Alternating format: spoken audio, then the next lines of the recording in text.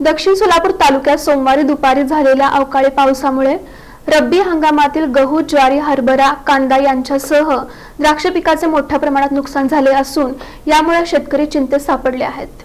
दक्षिण सोलापूर तालुक्यातील मंद्रुप, भंडारकवठे, सादेपूर, निंबर्गी, विंचूर, कुसूर, खानापूर, तेलगाव यासह अन्य भागात अवकाळी पावसामुळे रब्बी हंगामातील गहू, ज्वारी, हरभरा व कांदा यांच्यासह द्राक्ष पिकांचे मोठ्या प्रमाणात नुकसान झाले। यामुळे शेतकरी चिंतेत सापडला आहे। हवामान विभागाने 8 दिवसापूर्वीच 23 फेब्रुवारी दरम्यान अवकाळी पावसाचा अंदाज व्यक्त केला होता। त्यानुसार शुक्रवार 20 फेब्रुवारीपासून ढगाळ वातावरण निर्माण झाले होते। त्यानुसार सोमवारी दुपारी 4च्या सुमारास अचानक अवकाळी पावसाला सुरुवात झाली।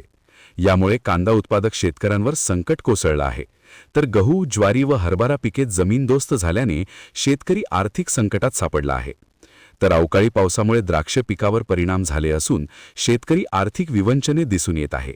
यामुळे गहू व ज्वारी पिकांच्या उत्पादनावर परिणाम झाले आहे। आमचं कमीत कमी एक 10 ते 12 लाख नुकसान झालं आहे।